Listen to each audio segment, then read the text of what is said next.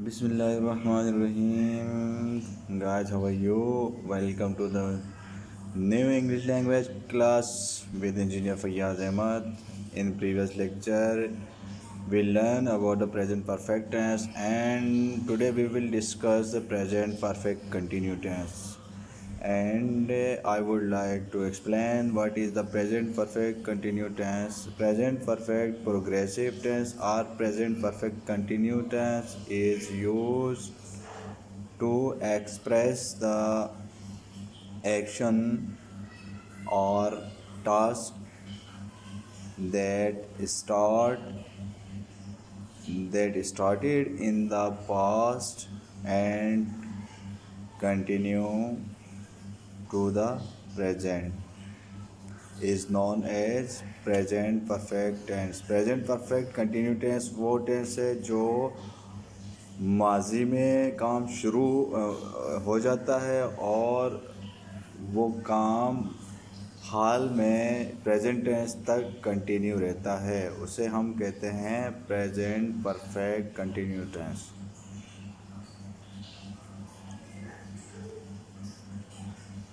Present perfect continuous tense for the past action just stopped. Present perfect continuous tense के अंदर हम ऐसे action को भी पढ़ते हैं जो पास्ट से for past action just stop, जो रुक गया हो, पास्ट से शुरू हुआ और रुक गया हो, इसको हम ऐसे कहेंगे. We use the present perfect continuous tense to talk about the action that started in the past and stopped recently. There is usually a result now.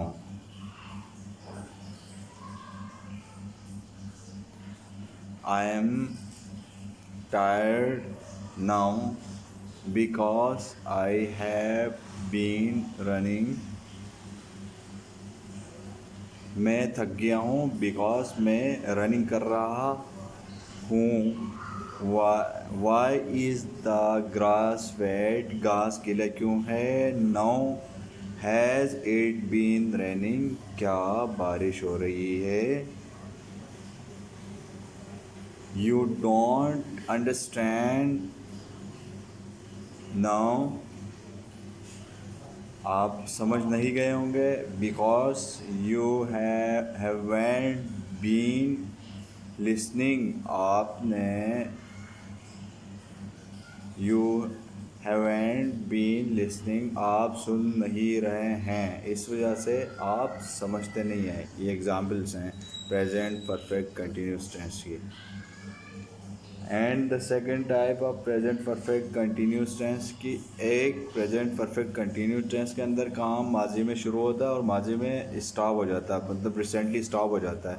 एक वो काम होता है जो माजी में शुरू हो जाता है और प्रेजेंट तक कंटिन्यू रहता है. We use the present perfect continuous tense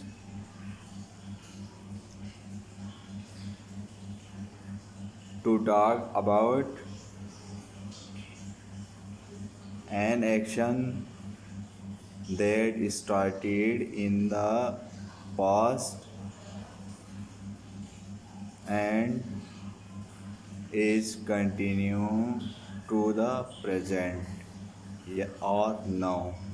This is often used with for और सिंस, जिसे हम फॉर और सिंस के तौर पर भी इस्तेमाल करते हैं. ऐसे जुमलों के अंदर हम फॉर और सिंस से ज़ाहिर करते हैं. इसकी मज़ीद फर्दर एग्ज़ाम्पल्स मैं दूंगा, इंशाल्लाह आपको अच्छे से समझ में आ जाएगा, परेशान ना हो. Examples: I have been reading for 2 hours, मैं 2 घंटे से पढ़ रहा हूँ. It means I am still reading now, कि मैं अब भी पढ़ रहा हूँ. We have been studying since 9 o'clock, हम 9 बजे से स्टडी कर रहे हैं, मुताला कर रहे हैं। It means we are still studying now, अब भी हम स्टडी कर रहे हैं। How long have you been learning English, आप इंग्लिश कब से पढ़ रहे हैं या आप इंग्लिश कब से सीख रहे हैं। It means you are still learning, क्योंकि आप अब भी सीख रहे हैं। We have not been smoking, हम स्मोकिंग नहीं कर रहे हैं। इसका मतलब यह है कि and we are not smoking now, we are not smoker, कि अब भी हम स्मोकिंग नहीं कर रहे हैं। इसका स्ट्रक्चर या फार्मूला लिखने जा रहा हूँ। I hope you will be easily understand my lecture. इसका स्ट्रक्चर यूँ होगा, सब्जेक्ट, यू नो सब्जेक्ट में क्या क्या होता है, प्रीवियस लेक्चर्स में बहुत तफसीली बात हुई है। Subject plus has plus been plus base form of verb plus ING.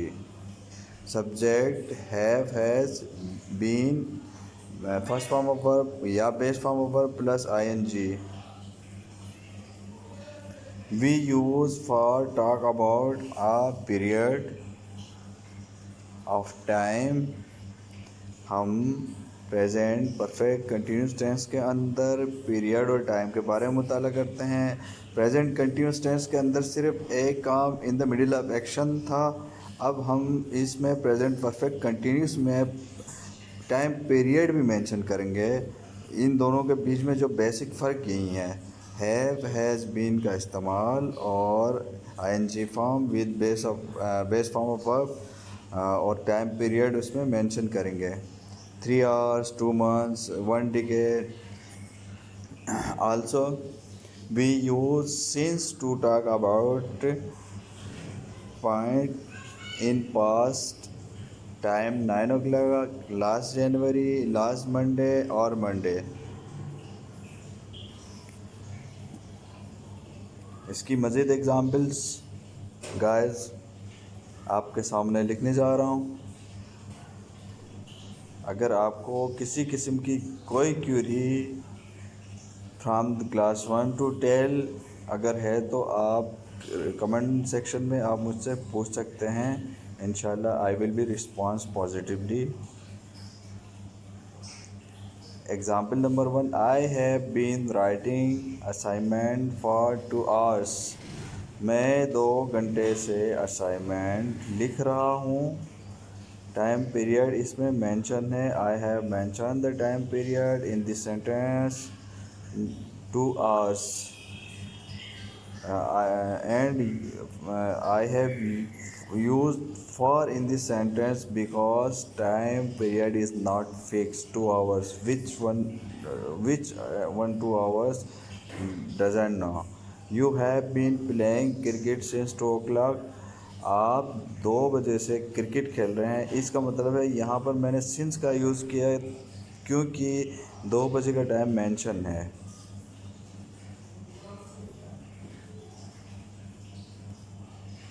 It has been raining since morning, इसमें भी मैंने since का इस्तेमाल किया है क्योंकि सुबह से मेंशन है, क्लियरली बताया जा रहा है कि सुबह से बारिश हो रही है, तो इस वजह से यहाँ पर for के बजाय since का यूज़ किया है।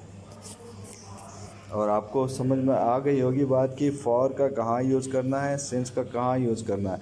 जहाँ टाइम पीरियड इंडिकेट कर रहा हो, लाइक जनवरी 15 मंडे और 3 PM और मॉर्निंग, इनके साथ जब टाइम बिल्कुल मेंशन हो रहा हो तो तब हम इसमें सिंस का यूज़ करते हैं। अदरवाइज़ जनरल टाइम पीरियड के लिए हम फॉर का यूज़ करते हैं जिसमें एग्जैक्ट टाइम बताया नहीं जा रहा हो।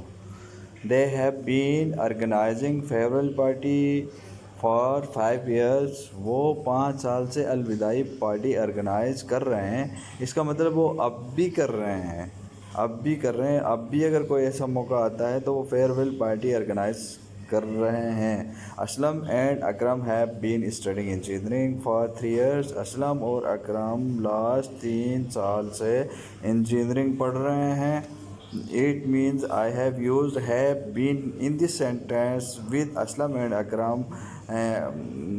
I would like to tell you Aslam and Akram not a single, they are more than one name. That's why I have used have been studying in this sentence.